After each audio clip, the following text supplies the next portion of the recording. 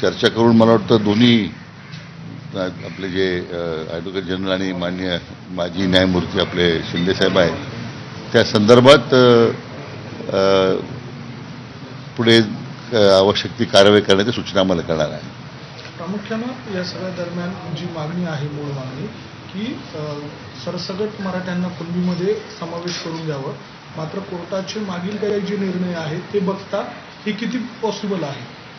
नाही, म्हणूनच आमचा तो असं आहे की जे गॅजेटरमध्ये जो उल्लेख केलेला आहे त्या अनुषंगीच आता मराठा कुणबी किंवा त्यांना दाखले देण्याबाबतीमध्ये ज्या काही त्यांची प्रमुख मागणी आहे विशेष करून, तर त्या कालही मला वाटतं माननीय न्यायमूर्ती शिंदे साहेबांनीच विनंती केली होती की आम्हाला थोडा कालावधी द्या, कारण एक स्क्रुटिनी प्रचंड आहे त्याच्यामध्ये.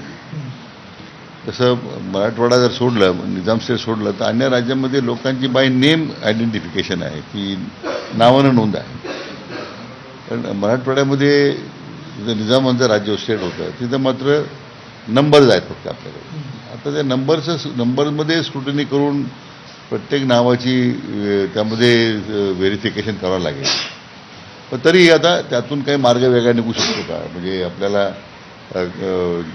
जिल्हा स्तरावर, तालुका स्तरावर, गाव स्तरावर आपल्याला काही मार्ग निघतो का स्क्रुटिनी करण्यासंदर्भात, ज्यामुळे या कामाला गती येईल असा. पण त्यात कायदेशीर ते करता येईल का, म्हणून आपण आता ॲडव्होकेट जनरल साहेबांचं ओपिनियन घेतलं आहे. त्याच्यावर ते संदर्भात त्या बाबतीमध्ये त्यांनी आता अभ्यास करण्यासाठी थोडा वेळ मागितला. शिंदे साहेबही बैठकीत होते ऑनलाईन, कारण शेवटी कोणत्याही सरकारचा निर्णय घेताना तो न्यायालयाच्या परीक्षेला टिकला पाहिजे.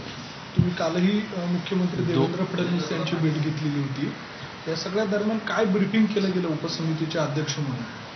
आम्ही हेच आता कालही दिवसभर कालही शिंदे साहेब जाऊन आले. त्याच्यानंतर त्यांची काय मागणी आहे, शिंदे साहेबांनी सगळ्या कायदेशीर बाबी सांगण्याचा प्रयत्न केला, परंतु काही निर्णय त्यांना हवे आहेत आणि त्या बाबतीमध्ये आम्ही काय सरकारने कसं पुढे जावं, आणि ह्या ज्या कायदेशीर बाबी आहेत आत्तापर्यंत वेगवेगळे सर्वोच्च न्यायालयाचे काही निकाल आहेत ज्यामध्ये त्यांनी काही सांगितलं का असे दाखले देता येत नाही, माननीय उच्च न्यायालयाचे काही ऑब्झर्वेशन आहेत, तर त्या बाबतीमध्ये मग सविस्तर त्यांना ब्रीफ केलेलं आहे आपण. म्हणून आज ही बैठक सकाळी पुन्हा आमची उपसमितीची बैठक झाली. त्याच्यामध्ये कालच्या झालेल्या शिंदे साहेबांच्या बैठकीतही आम्ही वृत्तांत त्यांच्यासमोर मांडला.